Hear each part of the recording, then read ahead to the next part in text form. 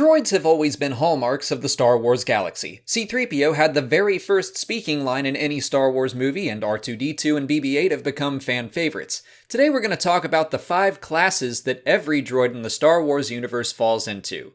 Class 1 droids were programmed in medical, physical, and analytical sciences. The ITO interrogation unit was our introduction to this class. With tools like bone fragmenters, joint cripplers, and flesh peelers, anyone who encountered ITO would likely have to visit an actual medical droid like 21B. He was a surgical droid that had experience treating humans since the days of the Old Republic. Other examples include General Grievous's mechanic EVA-4D or the midwife droid from Revenge of the Sith. Class 2 droids specialized in engineering and technical sciences. They were further separated into astromech droids and repair droids. Astromech droids are some of the most recognizable in the galaxy, including the R-Series and BB units. Repair or maintenance droids included the Dumb Series Pit droid, which I would say were lower in intelligence like their name implies, but they still had the technical know-how to fix pod racers. Class 3 droids were programmed for interaction with organic beings in services like childcare, diplomacy, interpreting, teaching, and the social sciences. The LEP servant droids were originally created for childcare, but could handle various servant duties. During the Clone Wars, both sides of the war found them to be helpful. Taking a step up in programming, more sophisticated Class 3 droids were categorized as protocol droids like C-3PO. His design allowed him to handle most of the responsibilities of a Class 3 droid. Another example would be the less polite EV-9D9 in Jabba's palace.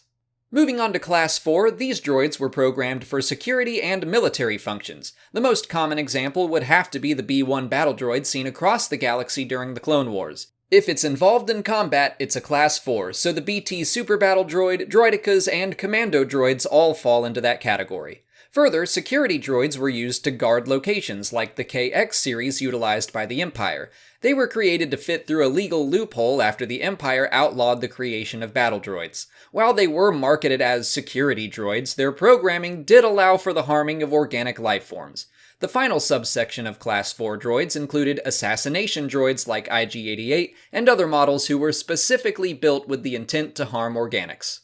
And the final category is Class 5. These droids were designed to perform menial tasks and non-intelligent jobs. A gonk droid would be the perfect example, created to basically be a walking battery. Imperial mouse droids would also fall into this category. Transportation was another responsibility of Class 5 droids, like the rickshaw droid from Attack of the Clones. So I guess Tesla self-driving cars could be considered Class 5 droids. The future is now.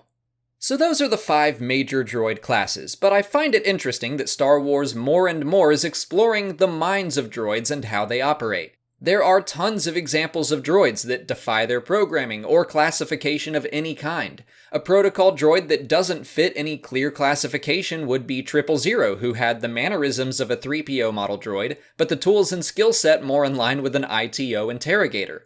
Forlom was a protocol droid that became a bounty hunter. Roger was a battle droid that became a friendly maintenance worker. And of course, L337 was literally a self-made droid that had no programming but her own.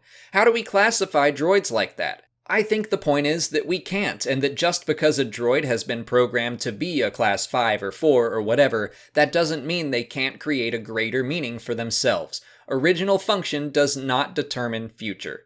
And that brings us to the end of our discussion on droids today. This topic was inspired by the newish Droidography book that I'm currently going through, so we might have more droid-related videos in the near future. If you haven't already, please like this video, subscribe to the channel, follow us on Twitter, Instagram, and Facebook, and consider checking out our Patreon page. As always, thanks for watching, and may the Force be with you.